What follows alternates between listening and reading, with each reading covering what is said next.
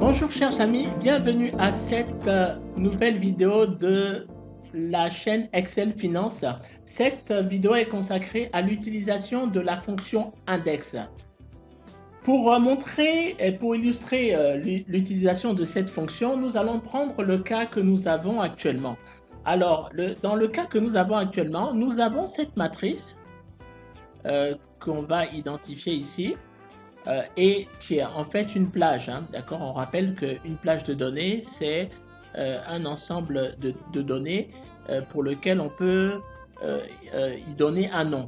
Alors donc, dans ce cas-là, cette matrice représente les différentes données des distances entre deux villes. Par exemple, la distance entre Denver et Boston, c'est à l'intersection de la ligne où on a Denver ici et où on a Boston.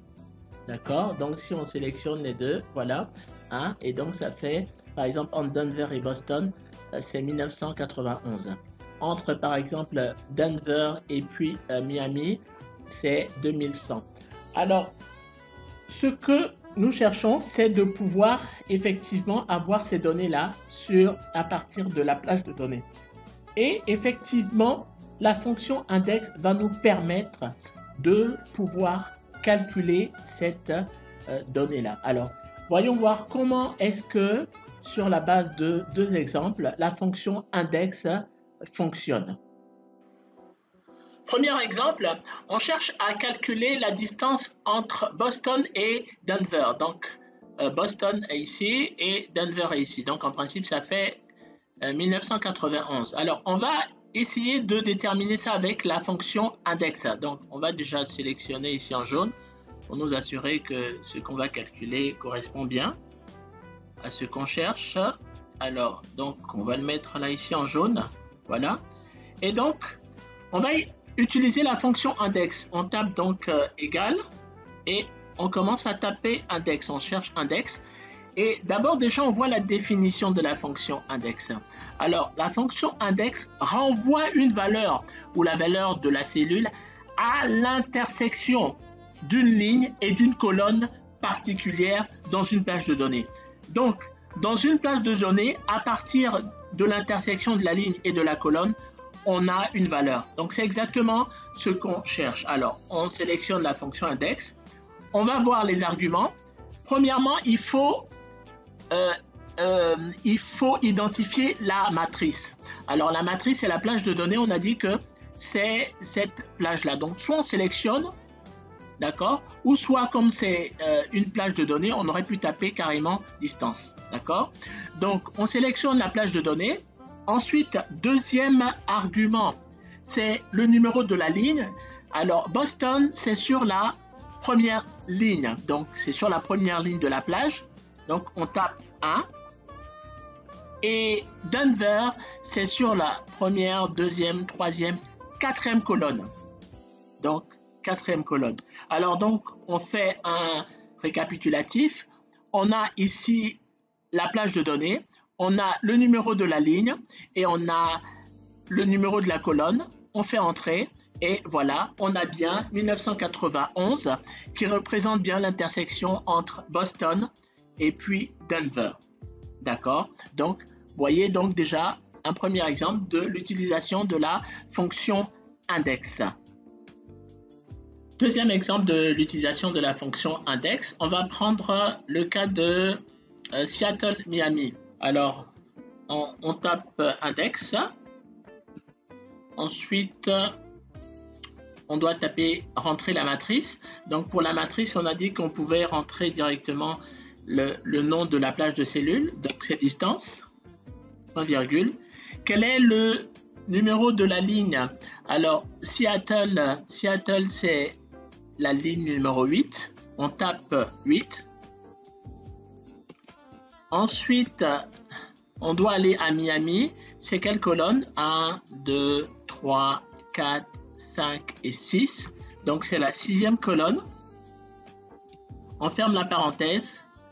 On fait entrer, on a 3389, on essaie de vérifier Seattle et Miami et effectivement c'est 3389. Donc on voit quand même l'efficacité de la fonction index.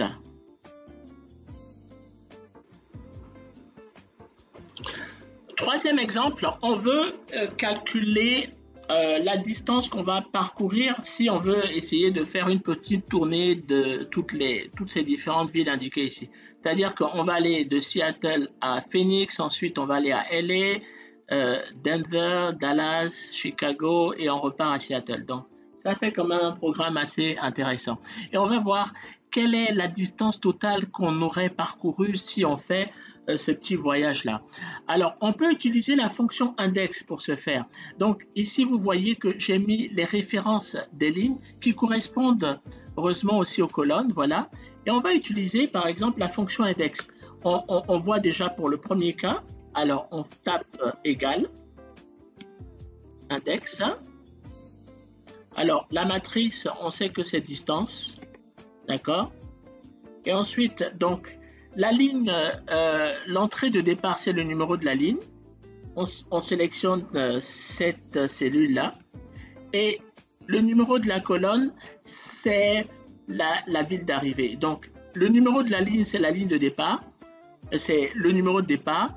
Et le numéro de la colonne, c'est la ville d'arrivée. La ville d'arrivée, ici, c'est Phoenix. On sélectionne ici. On ferme la parenthèse, on tape entrée.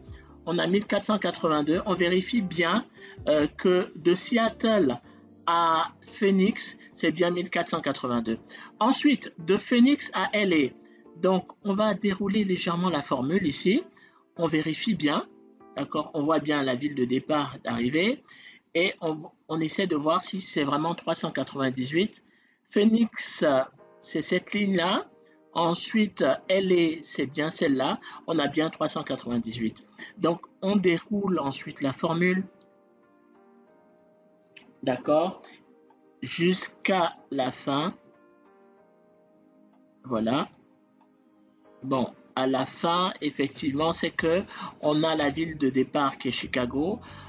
Pour Seattle, il suffit qu'on mette le 8 ici. Et voilà. Hein? Et donc, avec le total ici qu'on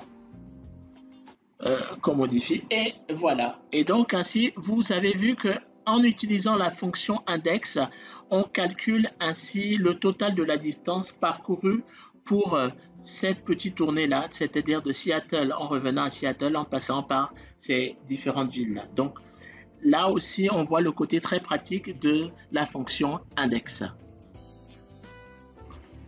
Nous arrivons au terme de cette vidéo consacrée à la présentation de la fonction index, une fonction assez intéressante.